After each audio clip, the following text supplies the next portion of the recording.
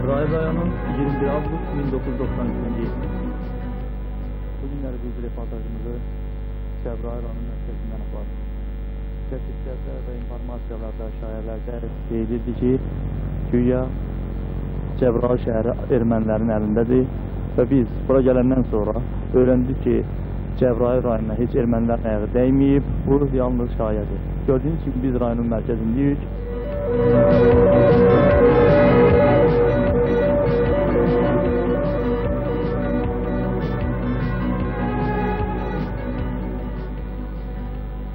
Cəbrayıl rayonu bugünə qədər çox yaxşı qorunub, çox yaxşı döyüşüb. Dəfələrlə erməni quldurlarının hücumlarının qarşısını almışıq. Dəfələrlə onları qabaq qarşı döyüşdə onlar uduzublar, geriyə çəkiliblər. Ümumiyyətlə erməni həqiqətən Cəbrayılda nə vaxt döyüş olubsa həmişə məğlub olub. Son bu 6 gün içərisində rayonda baş verən hadisələr necə Respublikanı, eləcə də bizi son dərəcə dəhşətə gətirir. Hansı hadisələrdir? Məsələn, rayon heç nədən demək olar ki, heç bir saldatın burnu qanamadan kəndlər boşaldılır. Yəni bizim saldatın. Bu da məncə biz düşmüşük ümumiyyətlə panikaya, şayələrə və erməninin heç sifətində görmürlər, qaçırıq. Qaçırıq deyəndə mən saldatları nəzərdə tuturam, ordumuzu nəzərdə tuturam. Buna olan səbəb nədir? Bunun qaçmağın səbəbi nədir? Niyə görə qaçırlar uşaqlar? Demirlər və ümumiyyətlə bunun qarşısı alınmır. Mənə elə gəlir ki, bu Respublikada son vaxtlar, son günlər baş verən hadisələrindən daha çox bağlıdır. Məsələn, konkret, mən elə hesab edirəm ki, bu Lənkəranda baş verən hadisələrindən bağlıdır.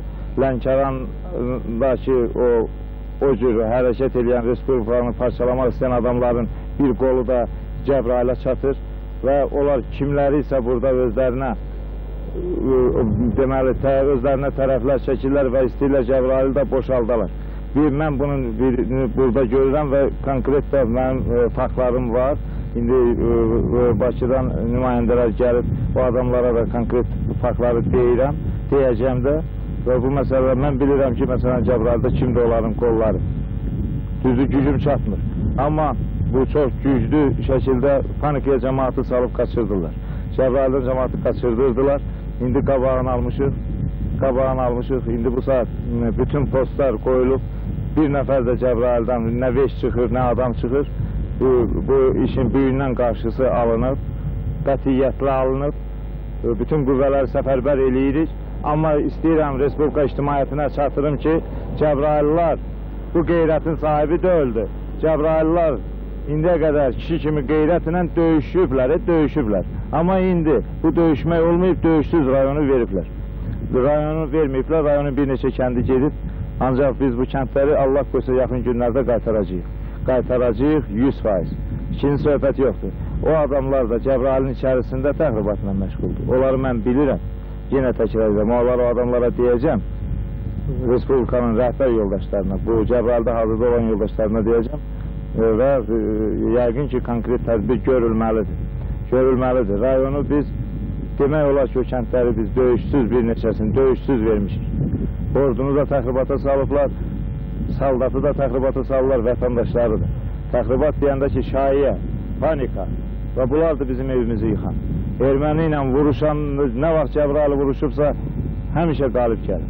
Bir sözünün, bu panika salanları, təxribat salanları vaxtında cüzalandırmaq mümkün olmur. Bu elə bir məsələdir ki, bu 3-cü, 4-cü adamın vasitəsilə edilir. Çox da ustalıqla edilir. Amma indi mən şəxsən bilirəm ki, bu təxribatı, bu şayəni, bu panikanı yayan, rayonu vermək istəyən, rayonu boşaltmaq istəyənlər kimlərdir? Bilirəm, deyirəm və yeri gələndə deyəcəm. Rayonu heç vaxt vermək olmaz, heç cürə vermək olmaz və verməyəcəyik də.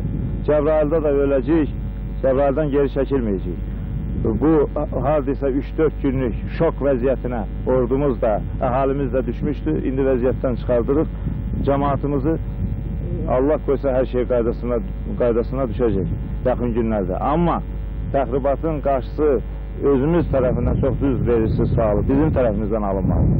Amma bu alçaqlar elə maskalanıblar ki, elə vəzifələrə gəlib giriblər ki, bunları müəyyən eləmək mümkün deyil və adam inanmır ki, necə bu adamın qeyrəti yoxdur, bu torpağı, cəmaatın, taleyin hardisa bir oyuna, siyasi oyuna qurban eləmək istəyir. Siz rəhbərlikdən bir nəsə istəyirsiniz, söz istəyirsiniz, necə bir kömək lazım? Bütün döyüşən zonalara kömək lazımdır, sözsüz. Cəbrayıl da tək heç nə eləyə bilməz. Cəbrayılın arxasında böyük Azərbaycan xalqı durur, xalqın rəhbəri durur. Rəhbərlik bizə yaxından kömək eləməlidir, laf yaxından kömək eləməlidir. Və bizim gəlib burada, mən şəxsən rəhbərlik tərəfindən mənə təzyiq görsəm, mən biraz da bir on işimi artıraram. Təzyiq olmalıdır şəxsən mənə də, başqa rəhbərlərə də. Yumruq olmalıdır başımızın üstündə. Bu müsəlman yumruqsuz işləyə bilmir hələlik. Yumruq, mən istəyirəm ki, sıxsınlar bizi, hədələsinlər bizi. Onda hardaysa laqeydliyi də, səhlənkarlığı da qoyarıq yerə.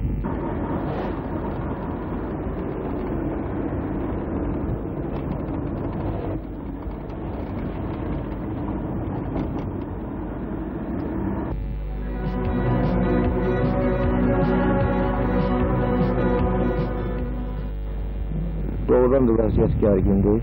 İntihası şəhəri tərk eləməklər, şəhər yaşayır. Biz şəhərin mərkəzindəyik. Deməli, öz vəzifəmizi də yerinə getirəcəyik. Buradan qaçdı söhbəti yoxdur. Uşaqlar da mən bilirəm ki, mənimlə eyni bir fikirdədirlər.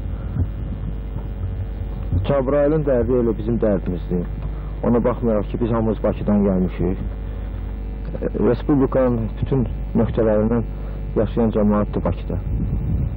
Ona görə hamımız birləşib öz torpağımızı tək Cəbrayıl deyil, ayrı regionları da qorumalıyıq. Bu Cəbrayılın getməsi reallaşa bilərmi nə vaxtsa? Siz fikriniz?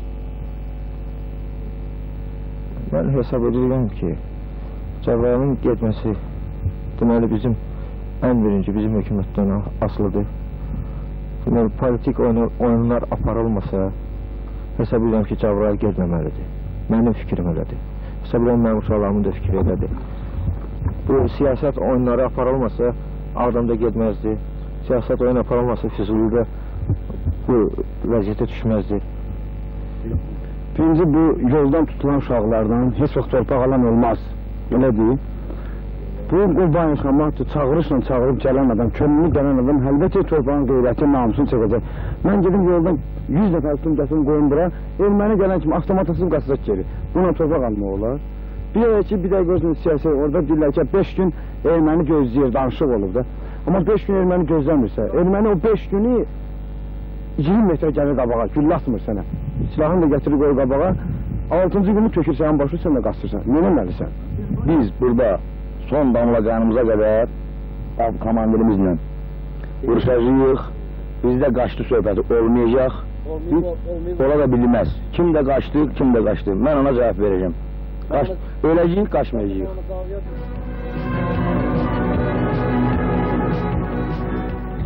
Biz gələn günü Cəbrayıldan artıq əhalinin əksəriyyəti çıxmışdı, əhali arasında böyük çaşqını yaranmışdı, ordunun əksəriyyəti çıxmışdı.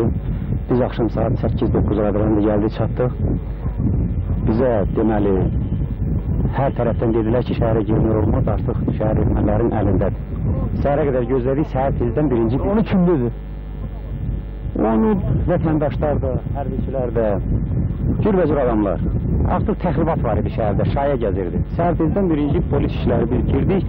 Ən peredovoy liniya, birinci liniyada bizi qoydular. Əhali arasında da inam yaranıbdır. Əhalinin əksər hissəsi görürsən ki, bu günlərdə şəhərə qayıdıbdır. Bizə gəlib bizlə əlaqə saxlayırlar. Onlarda müəyyən inam yaranıbdır. Biz möhkəm durmuşuq. İndi Ağdam təkrar ola bilər burada? Olmamalıdır.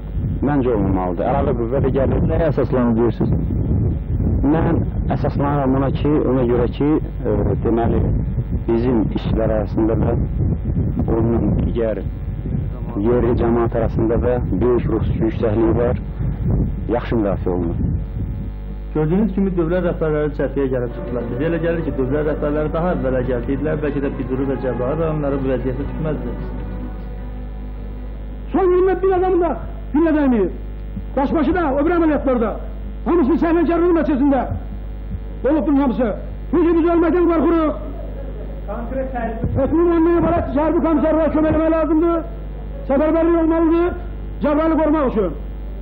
Etmin önünə ibarət. Buna mağ uçaslarla köməkləməlidir. Çan saatləri köməkləməlidir. Tüziyarlar məni köməkləməlidir.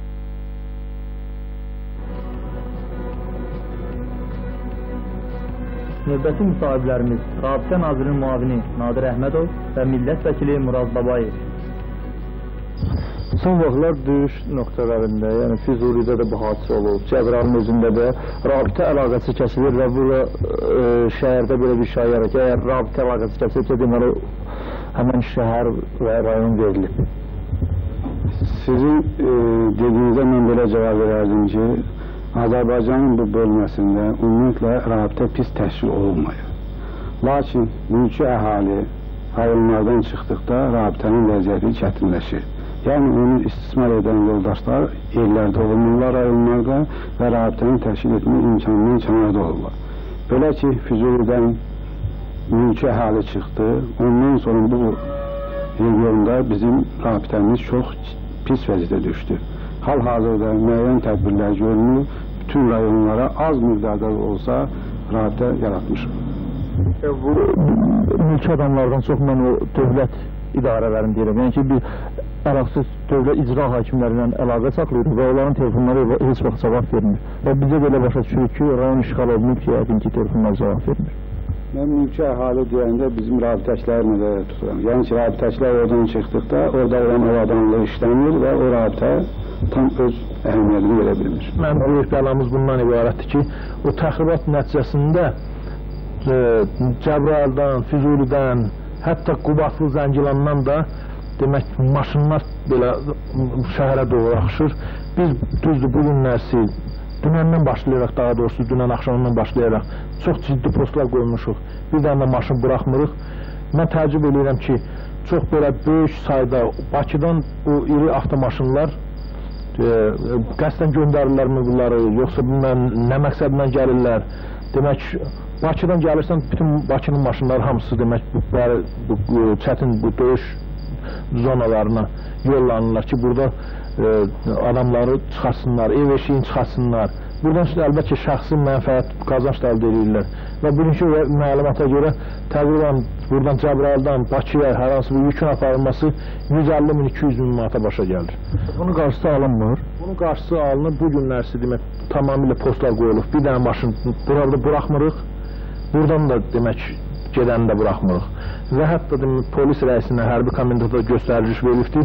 Yəqin ki, bu günlərsə özünüz gördünüz, həmin maşınların əksəriyyəti çox bir hissəsi tutulubdur.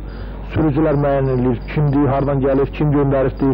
Demək, sürücülük vəsiqələri alınıbdır. Maşınlar da demək, hal-hazırda özünüz gördüyünüz kimi demək, bizim sərəncamımızda dayanıbdır və indi o sonra onların taleyində həll edəcəyik.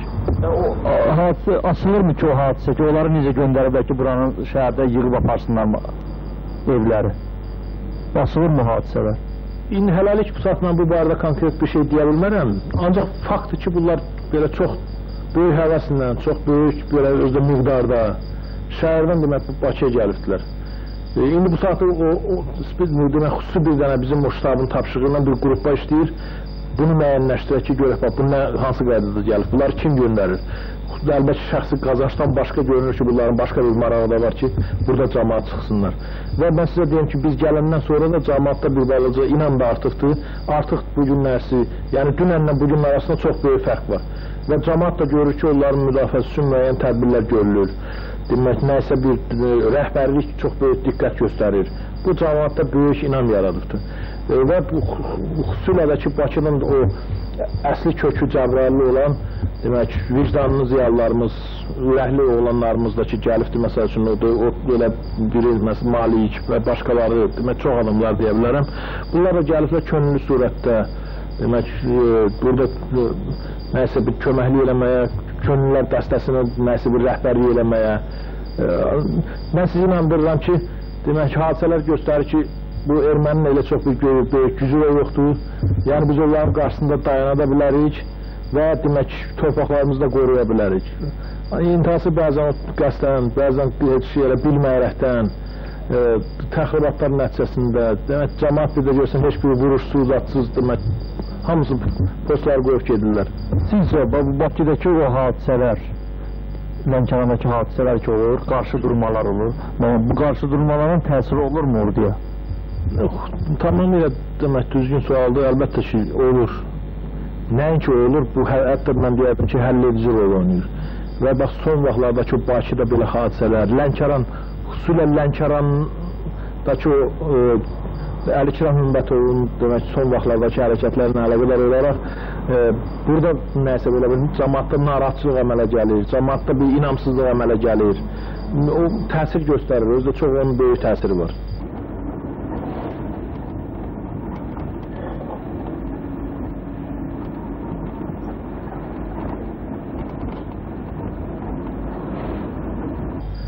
Nə qədər demək bu Respublikanın demək rəhbərliyinin işi demək güclənirsə, bu təxribatlar aşkara çıxırsa, onun demək cəmaatın əhval-ruhiyyəsinə də böyük təsiri var, həm də işin müdafiəsinin gedişatına da böyük təsiri var. Nə demək istəyirdim cəmaatın hansı müraciətlər eləmək istəyirdim? İstər Cəbrayıllılara, istər ki, Azərbaycan xalqına, buradan olanlara. Mən əlbəttə ki, bu demək həm Azərbaycan xalqına, həm də xüsusilə də bu döyüş bölgəsindən olan bizim bu əhaliyə müraciət eləmək istəyirəm ki, biz gərək öz torpağımızı qorumalıyıq. Heç kəs bizim əlimizdən, əvəzimizdən gəlib öz torpaqlarımızı qorumayacaqdır. Nəsə ürəkli olmaq lazımdır, heç bir şeydən qorxmaq lazım deyil. Hətta demək ki, elə torpaq uğrunda ölmək də böyük şərəfdir. Yəni bu demək ki, heç kəsi də qorxutmasın da. Və mən bütün üzümü tuturam, nəinki Cəbrayıldan olan, ümumiyyətlə Qarabağdan olan və kənar yerdə bu saat hal-hazırdakı işləyən də, işləməyən də, işsiz də, nə bilim, demək, başqa işlərlə məşğul olan, fəaliyyət göstərən adamlara da ki, hamısı bu saat gəlsinlər, vətənimiz əldən gedir, torpaqlarımız işğal olunur, nəsə hamımız bir yerə cəmləşək, öz kəndimizi müdafiə eləyək. Belədir ki, əgər biz, buradakı demək adam öz kəndini qoyub gedirsə, bizim haqqımız yoxdur ki, biz başqa yerdən, ya Bakıdan, Lənkərandan demək, nəysə kimisə gətirək, gəlib bizim kəndimizi qorusun. İlk növbədə gəlib bu kəndin sahibi, kənddə yaşayan adam, bu rayonun adamı, Qarabağlıların özləri ilk növbədə fəaliyyət göstərsin. Ondan sonra kənar adamlar da demək, o kənar adam da demək biraz yaxşıdır. Yəni bütün başqa bölgələrdən, rayonlardan, şəhərlərdən də gəlib bizə kömək eləsinlər. Özümüz fəaliyyət göstərməsək, başqasından bizim ummağa haqqımız da yoxdur. Biz bura gəlməmişdən əvvəl bütün informasiya agentlikləri belə bir xəbər yaymışdı ki, Cəbrayıl rayonu ermənilər tərəfindən işğal olunur. Və bugün biz sizinlə rayonun mərkəzində görüşürük və görürük ki, heç də Cəbrayıl rayonu ermənilər tərəfindən işğal olunmuyor və hətta bir neçə kilometr aralı atılıb. Tamamı öldürüldüyü ayın 19-unda bizəm ayrı-ayrı mənbələrdən bir mövcud olan məlumatlar daxil oldu. Ən birinci şəhər tezdən məlumat gəldi ki, bizim qoşunlar Cəbrayıl şəhərini tərk edib və şəhər boşdur, şəhərə ermənilər girir. Sonra həmən gün ərzində mən bu məlumatı bir-iki dəfə yoxlamaqdan sonra məlum oldu ki, çıxan qoşunlar təzədən şəhərə qayıdıb və öz mövqelərini təzədən tutublar. Biz də belə qərara gəldik ki, ümumiyyətlə ayrı bölgələrdən də, həmçin Füzulidən də, Qubadlıdan da məlumatları dəqiqləşdirmək üçün hal-hazırda deməli bir zabitimiz Qubadlıda oturub, bir zabit Füzulidə, mən də özüm gəlmişəm Cəbrayıla və məlumatı dəqiqləşdirib və hər tərəfli yoxlayıb ondan sonra efirə verib cəmaata çatdıracaq.